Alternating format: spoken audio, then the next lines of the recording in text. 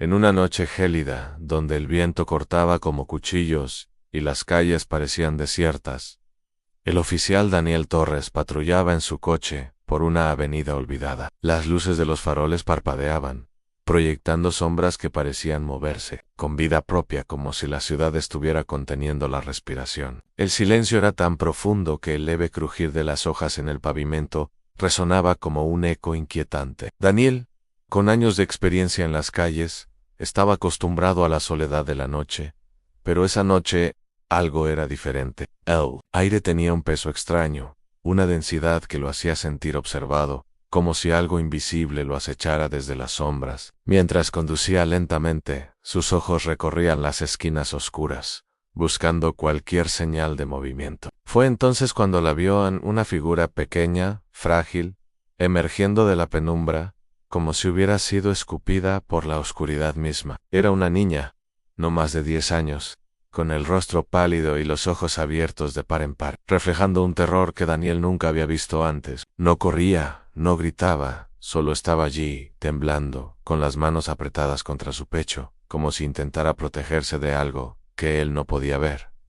Daniel detuvo el coche de inmediato, su corazón latiendo con fuerza mientras bajaba del vehículo. En el frío le mordía la piel, pero no era el clima lo que lo hacía estremecerse, sino la mirada de aquella niña. Sus ojos, grandes y vidriosos, parecían gritar lo que su voz no podía expresar. Se acercó con cuidado, cada paso resonando en el asfalto, consciente de que un movimiento brusco podría asustarla aún más. «Hola, pequeña», dijo con voz suave, intentando que su tono calmara el pánico que emanaba de ella. «¿Estás bien? ¿Cómo te llamas?» Pero la niña no respondió. Sus labios temblaban, y su respiración era rápida, entrecortada, como si cada bocanada de aire le costara un esfuerzo inmenso. Daniel se arrodilló a su altura, manteniendo una distancia respetuosa, pero lo suficientemente cerca para que ella sintiera que no estaba sola. Sus ojos escudriñaron el rostro de la niña, buscando alguna pista, pero lo único que encontró fue miedo, un miedo tan profundo que parecía haberla atrapado en una prisión invisible. «No te preocupes, estás a salvo ahora», agregó, aunque en el fondo sentía que esas palabras eran más para convencerse a sí mismo que a ella. Algo terrible había sucedido, algo que iba más allá de lo que podía imaginar. Después de unos segundos que parecieron eternos, la niña finalmente habló. Su voz era apenas un susurro, tan frágil que Daniel tuvo que inclinarse para escucharla. «Me escapé», murmuró, con los ojos fijos en un punto invisible. «En la oscuridad me duele lo que me hacen por las noches. Me duele mucho». Las palabras cayeron como un golpe, helando la sangre de Daniel.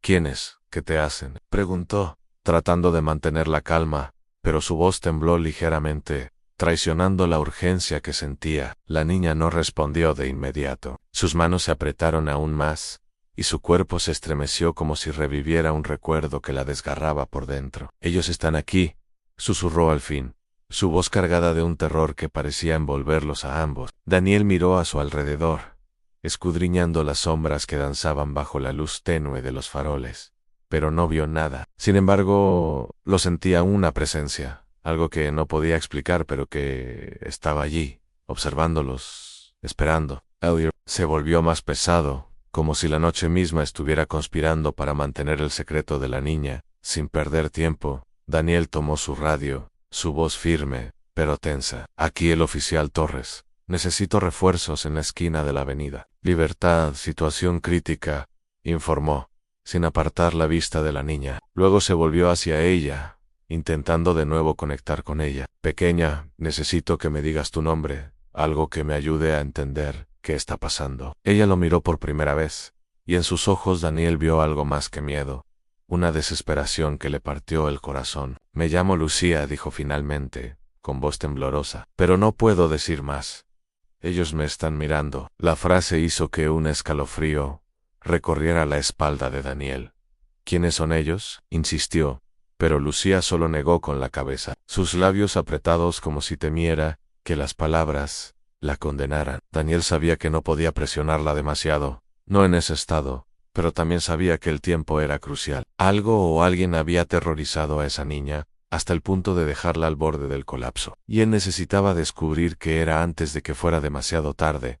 Minutos después, la oficial Sofía Vargas llegó al lugar. Sofía era conocida por su habilidad para conectar con niños, por su paciencia y su capacidad para hacer que incluso los más traumatizados se sintieran seguros. Cuando bajó de su patrulla lo hizo con pasos cuidadosos, evaluando la escena con ojos entrenados. Vio a Lucía, temblando bajo la luz de un farol, y a Daniel, cuyo rostro reflejaba una mezcla de preocupación y frustración. Sofía se acercó lentamente, con una sonrisa cálida que contrastaba con la tensión del ambiente. «Hola, Lucía», dijo, arrodillándose frente a ella. «Soy Sofía, y estoy aquí para ayudarte. No tienes que tener miedo. De acuerdo, vamos a cuidar de ti». Pero Lucía no respondió. Sus ojos seguían fijos en la oscuridad, como si estuviera viendo algo que los demás no podían percibir. Sofía notó el temblor en sus manos, la forma en que su cuerpo parecía querer colapsar bajo el peso de un terror que no podía expresar. «Tranquila, pequeña, no estás sola», insistió Sofía, su voz como un bálsamo. Pero incluso su calidez no pudo romper el muro que Lucía había construido a su alrededor. Daniel se acercó a Sofía, hablando en voz baja para no alterar a la niña. «Está aterrorizada», dijo. «Dice que escapó, que alguien le hace daño por las noches, pero no quiere decir más. Menciona a ellos, como si alguien la estuviera vigilando». Sofía asintió.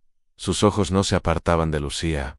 «Está en shock», murmuró. «Sea lo que sea que vio o vivió, la tiene atrapada. Necesitamos sacarla de aquí y hacer que se sienta segura antes de que pueda contarnos algo más». Daniel estuvo de acuerdo, pero la sensación de urgencia no lo abandonaba. Sabía que lo que Lucía había dicho, aunque breve, era una advertencia. Algo peligroso estaba ocurriendo, y no podían ignorarlo. Mientras Sofía intentaba calmar a Lucía, Daniel comenzó a recorrer los alrededores, buscando cualquier pista que pudiera explicar la presencia de la niña en ese lugar. Las calles estaban vacías, pero la sensación de ser observado no desaparecía. Cada sombra parecía esconder algo, cada ruido amplificaba la tensión que lo envolvía a Sofía. Mientras tanto, seguía hablando con Lucía, intentando ganarse su confianza. «Sé que estás muy asustada, pequeña», dijo, manteniendo su voz suave. «Pero, te prometo que no dejaré que nada te pase. Si nos dices que te asusta, podremos protegerte». Lucía la miró por un segundo, y en ese breve instante, Sofía vio un destello de algo en sus ojos, no solo miedo, sino una lucha interna, como si quisiera hablar pero algo la detuviera. «No puedo», susurró al fin, su voz apenas audible. «Sí, vendrán por mí». Las palabras golpearon a Sofía como un martillo. «¿Quiénes, Lucía?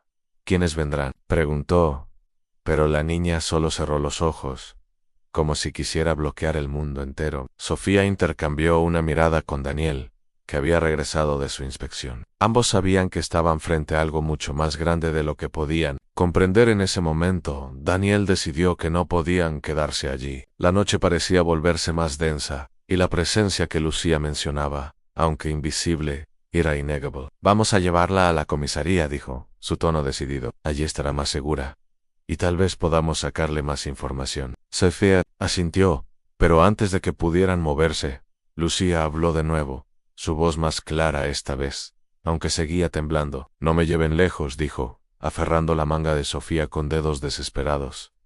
«Ellos están en una casa grande, una casa que parece bonita, pero no lo es». Daniel y Sofía se miraron, el peso de esas palabras cayendo sobre ellos como una losa. «¿Una casa? ¿Dónde, Lucía?», preguntó Daniel, inclinándose hacia ella. La niña tragó saliva, sus ojos llenos de lágrimas. «No sé el nombre, pero es grande, con muchas ventanas, y está en un lugar donde todo parece perfecto». Las palabras eran vagas, pero suficientes para encender una chispa en la mente de los oficiales. Había un barrio en la ciudad, San Isidro, conocido por sus mansiones lujosas y su apariencia impecable. Si Lucía estaba diciendo la verdad, esa casa podía estar allí sin perder más tiempo. Daniel y Sofía subieron a Lucía al coche patrulla y se dirigieron hacia San Isidro. Durante el trayecto, el ambiente dentro del vehículo era sofocante. Lucía, sentada en el asiento trasero, miraba por la ventana, sus manos apretadas en su regazo. A medida que se acercaban al barrio,